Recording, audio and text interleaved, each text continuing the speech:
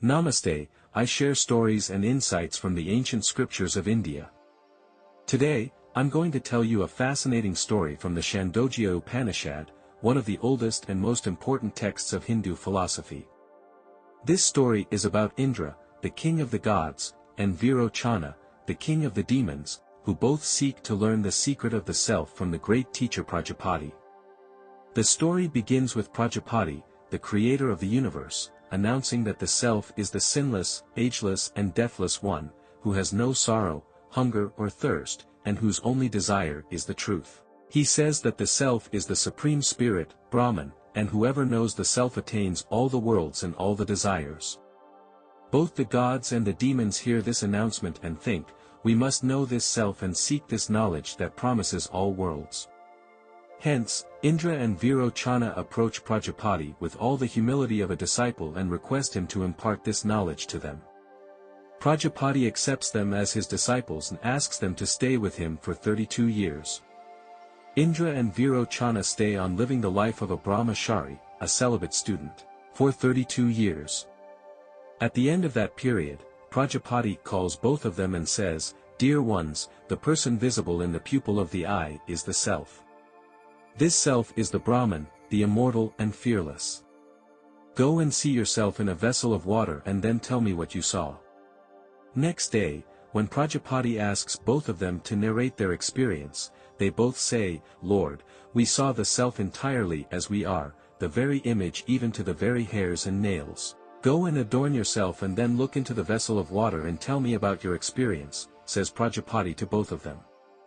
Happy, they go and adorn themselves, look into the pan of water, come back and reply to Prajapati, "Revered sir, we saw ourselves well dressed, well groomed and well adorned."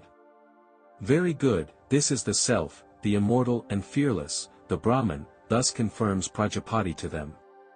Both Indra and Virochana go happy and very much satisfied in their heart. Prajapati sees them going away and exclaims to himself, whether they are gods or demons, they will inevitably perish if they are satisfied with the mere reflection of the reality.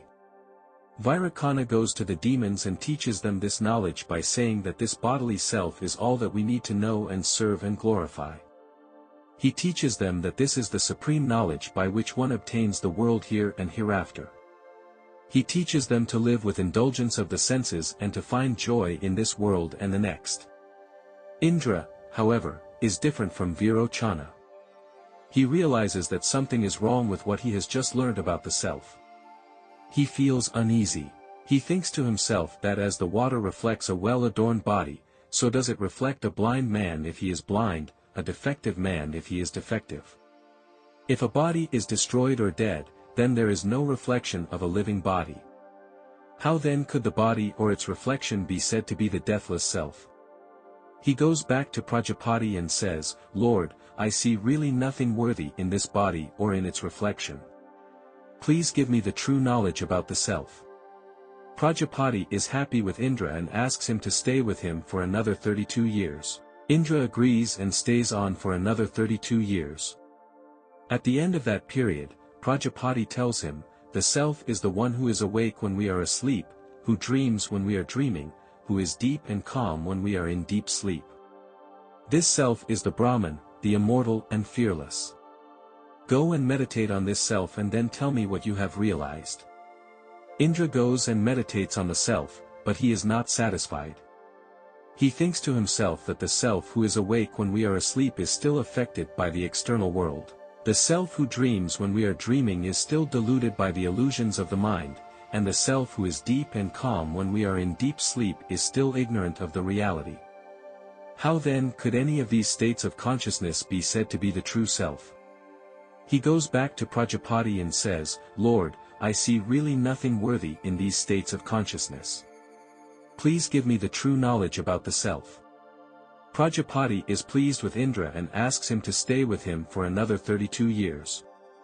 Indra agrees and stays on for another 32 years. At the end of that period, Prajapati tells him, "The self is the one who transcends the waking, dreaming and deep sleep states, who is pure, free and blissful, who is the witness of all phenomena, who is the source of all existence, who is the supreme spirit, Brahman, the immortal and fearless. This is the self that you have to know and realize. This is the supreme knowledge by which you attain all the worlds and all the desires. Indra goes and meditates on the self, and he is finally satisfied. He realizes the true nature of the self, and he becomes enlightened. He attains the supreme peace and joy, and he becomes the king of the gods in the true sense. This is the end of the story of Indra and Virochana from the Chandogya Upanishad. I hope you enjoyed it and learned something from it. If you did, please like, share and subscribe to my channel for more stories and insights from the ancient scriptures of India.